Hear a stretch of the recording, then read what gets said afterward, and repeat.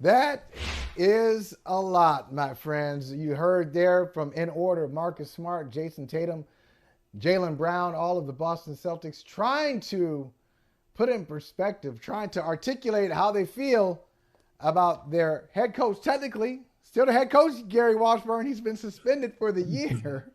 No, he's not. Technically, Go still ahead. the head coach. Go ahead, Mike. Come on, Gary. He's Go technically the ahead, head Mike. coach. They're trying to figure out Ime Udoka. So, Gary, start right there. You said no, he's not. So why suspend him for a year and why not fire him? A lot of people ask me that. I've asked myself that question.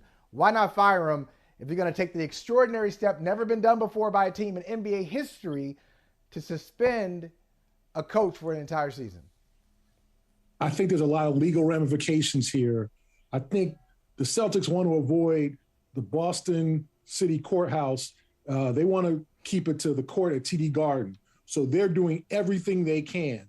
That means make nice with Ime, pay him a partial amount of his salary, let him cool out, and move forward over firing him, having him try to sue the organization, and then it gets really ugly. So I think there was a negotiation. I think Ime could have resigned. I think he chose to take this route where he gets a partial amount of his salary and he gets to go away and just find himself and figure some things out. And I think the Celtics just want to move forward. But I think it was more legal ramifications as to why he was not totally just ousted and fired. I don't think he'll coach the Celtics again. I'm with you, Gary. You tell a black man no matter what he did wrong that he needs to resign and give up his good job. He gonna look at you like he a fool, like you're a fool. So no, I get it. I totally get it.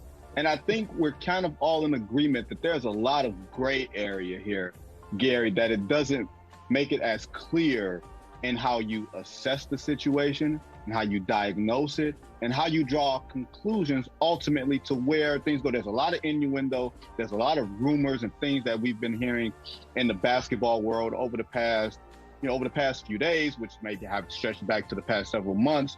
So Gary, I guess spinning it forward, how can the Celtics move forward knowing that this cloud is over them? I agree with you on the legalese, but how do they as a team wind up saying, hey, we did go to the NBA Finals last year.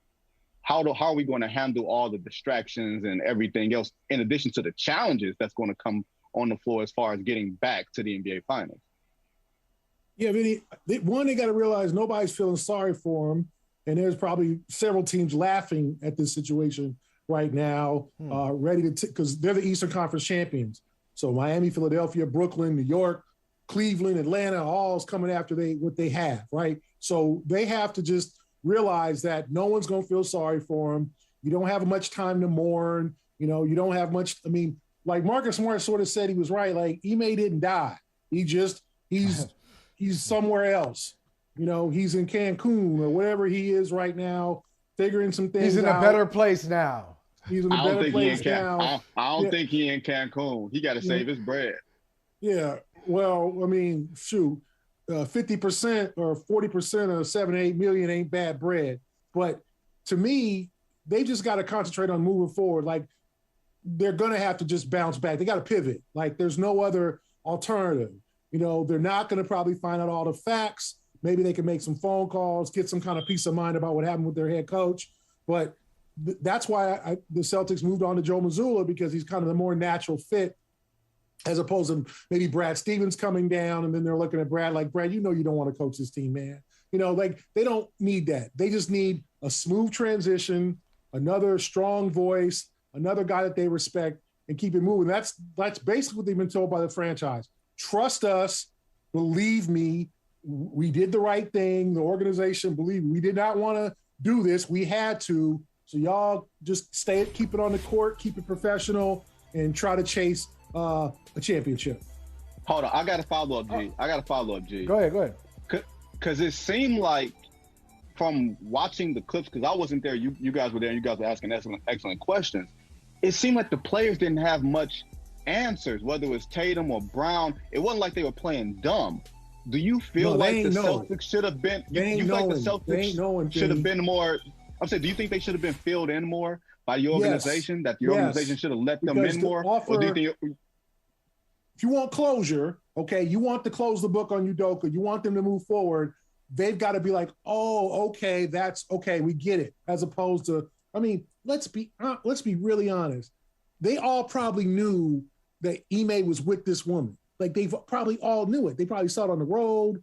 I mean, word had, the rumor mills, she was in summer league. She was at summer league. Like they knew that this was going on to the extent to how far things were going to the uncomfortable. They didn't know that.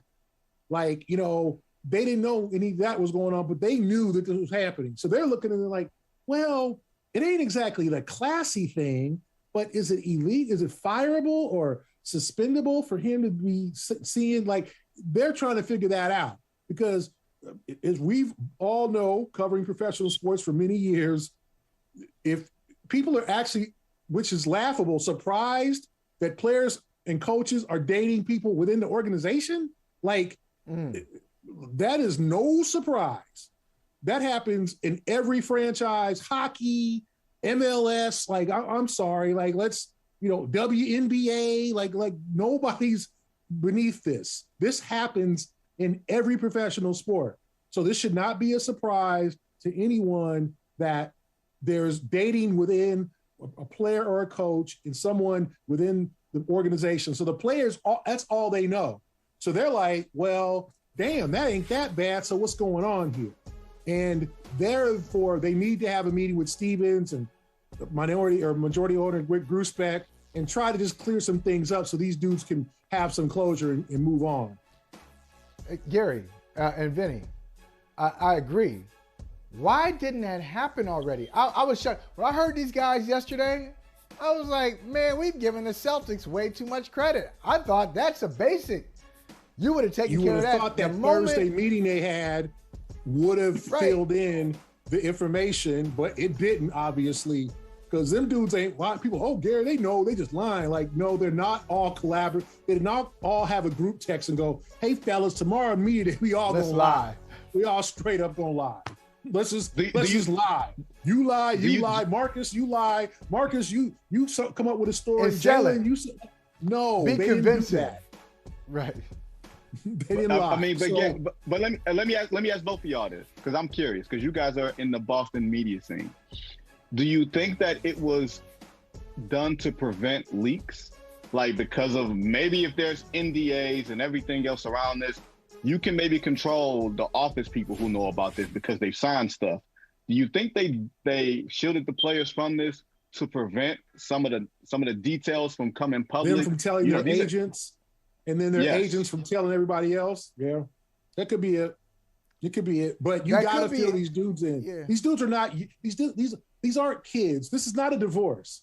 This is not an 8-year-old. Well, I don't want to tell little Billy that daddy was cheating on mama. Like, no. These dudes is 20-something. They old enough to understand real life. They in real life. They doing real life things. So you got to let them know, hey, what was going on that caused you to fire our coach, who we actually liked. We thought he was going to be here for a decade, and now he's just like, y'all told him to get out of the vicinity. So they have to fill them in on something, because they're not kids. Don't shield these dudes from information unless you really think they're going to spill it. Now, they might, quite honestly, tell their agents and tell other people, and then it gets out. Then we see it on TMZ or Black Sports Online or World Star Hip Hop or whatever the developing websites are. Where did you get that?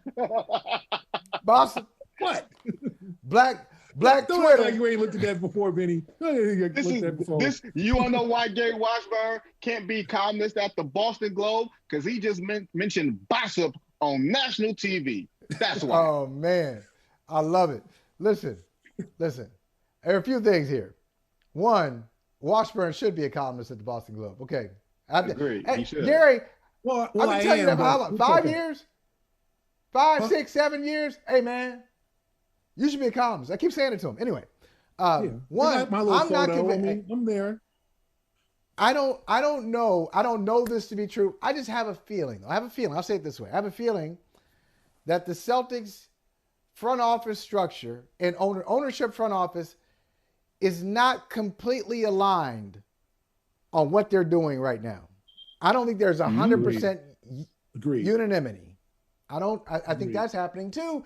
I know this is sensitive. This is sensitive. I got to be careful how I say this because this can be portrayed in a different way. But I understand that the Celtics have done a good job in this category. They've done a good job of shifting the narrative away from the love/lust interest of Ime Udoka. They've shifted it away from her. Because they think that's the right thing, maybe for legal purposes, maybe they don't want to be accused of victim shaming, whatever it is. They've done a good job there, but in the process, they have not done a good job informing everybody else in the organization, players and non-playing staff, hey, this is where we are and this is how we're going to move forward. So they're kind of stuck. I think they're stuck and they don't really. It's going to be hard, man. Gary, I got a feeling this season, I know it comes down to ball and all that stuff. You got good players, but I think this season might be a little funky. I think it might be a disappointing season. Yeah, it's I mean, the question is like the suspension, Mike, we talked about this before. Is Udoka not allowed to, like, can he go to a road game? Can he be Eddie Kane in the 5 Heartbeats with his Celtic uniform on, telling Jason and Jason on the way to the bus, like, I still got it. I'm gonna see y'all next year. How's it feel to be me? That's what I tell Joe Mazzulla. How's it feel to be me? Like, what? How does this suspension go? Like, He better not show up at no NBA arena. That's how this suspension is going to go. You better be hear no evil, see no evil. The rules may not say that you can't show up, but if you know the rules of life, you better not show your black behind up. Yeah, he needs to fade into the darkness for a while, and then do a Robin Roberts or Gayle King interview and just spill his guts and say how sorry he was in about 5 or 6 months. Let the news cycles kind of churn out, let everything get back to normal, then come public if he wants to coach in the league again. But you're right, Mike. I think that the Celtic organization was shocked by this. But I know there's plenty of people within the organization that knew exactly what's going on. That was like, people who work with the team, close to the team, who knew that this was happening. And now everything has been exposed to the light. What the Celtics don't want is for the woman that Udoka was with to, one, sue them, to say she was pressured to sleep with a superior, to say that the Celtics organization is a toxic work environment. Remember what happened with the Dallas Mavericks a few years ago, where the president of the organization, a brother, who was accused of just harassing, hollering, or whatever, and they cleaned house. The Sports Illustrated story, like, they don't want that. They brought in Cynthia, oh God, what's her last name, as president, a Cal grad like me, who to clean things up because they had to cleanse the whole organization. The Celtics don't want that. They don't want to go to the courthouse. They do not want this woman saying, I was pressured, because in this situation, she can easily say that. And who knows what Udoka was saying to her, especially in the last days when it sounded like it got uncomfortable. Nobody wants discovery. Well, that's what we learned with Robert Sarver. In the wake of that, nobody wants discovery. Hey, Gary Washburn, can we play 6 Degrees of Gary Washburn real quick? Let's do it. Gary. Look, Washburn's like, hold on. Gary, who'd you go to high school with, Gary? Is the camera on? Is the mic on? Vinny, what you doing? Vinny. Who'd you go to high school with, Gary? Not that one. Just saying, who'd you go to high school with, and then who'd you go to college with? Okay. Went to high school with Nia Long. And I went to college with Sanaa Lathan. Did you really? Yeah. You went to college with Sanaa Lathan? College with Sanaa Lathan. All right. High school with Nia Long. Shut up. I was talking about Regina King. Oh God. Yeah, Regina King too. I had a high school. You went to high school with Regina King and Nia Long. And Nia Long, yes. Regina King ran track. They were there all in the same, like, y'all all juniors together, sophomore, same class. Yeah, they were. Yeah, yes. Bruh, high school? Shout out to your high school. What's your high school? Westchester High School. in Los Angeles. Shout out Westchester. Yeah. Oh my God. I was a nobody, so believe me, I wasn't on that. It was a high school for Gina King she was actually going. It was a high school for on special 227. kids. That's what it was. Huh? It was a high school. It was a high school for like the gifted kids. That's why Gary was there. Yo, something like that. I was a big nobody, but yeah, I did not know either way. I mean, Regina ran track, but she was going there when she was on 227. So props to her for going to public high school. She could have went to some private school, and she was going to Westchester when she was on the show. Hey, listen, and I'm glad you brought this up though, because seriously, I know y'all have probably gotten the same text, tweets, and whatever that I have. Hey man, how a brother go do that to Nia Long or some version of that? Hey, tell Nia to holler at me. Like, okay, yeah, look, I'll console I her. understand. Stop it, I understand her stature in the culture, but man, this is like. In all shit, this is a devastating thing for a lot of people. For sure. Like in that circle, right? I mean, I think there are a lot of people who are hit by this that we're not really thinking they're hit by it, and they're not necessarily, and we're not even getting into the depths. You have a lot of black women who are saying if Beyonce can't keep her man faithful and Nia Long can't keep her man faithful, what chance do I have? Unfortunately, that's not a good narrative. That's wrong. This is a blow for the brothers. One brother from another mother. Like, hey, who's ever in the truck, put on the bars. Who's ever in the truck, put on the bars. We about to get cut off air right now. Just telling y'all now. Conversation going off the rails. Hey, but this is bad. But it's unfortunate. The whole thing, and I'll bring this up. The most unfortunate part is their son, who's an 11-year-old kid. Who's got to watch this. And, we were all 11 once, and that's not young. I mean, you got stories about your parents might have been going at it, or your uncles fighting at the family picnic when you was 11, and you could go blow for blow now. You could tell everything what happened. You were there. You remember. So this young man has to go through the fact that his parents are in a public situation. And, how does that feel for him? I just feel bad for the young son who just wants to be a young boy. He didn't ask to be involved in this. He didn't ask for any of this. Yes, that's right. That's what I feel bad for, is their son, who's a nice, I've seen him at games, a nice young man, and he's got to watch this with his parents. And that's hard. And in the Hollywood aspect of it with Nia Long and the workplace environment stuff, the Me Too movement, that's just mom and dad, man. At the end of it, exactly. That's just mom and dad. So I feel bad. Prayers out. Hopefully he's doing okay. Maybe he doesn't understand all of what's going on. But I don't know about y'all. But at 11, especially with my family, I remember I got a lot of stories and stuff. Back in the day, and you remember. Yeah, tell me about it. Yeah, so that's not a young age. You got a good memory then, right? So I feel bad for the young man. I feel bad for the situation that I'm sure Ime never should have gone this far. Like it just got out of control. You just don't want this. Not at all. Gary Washburn, always good to see you, brother.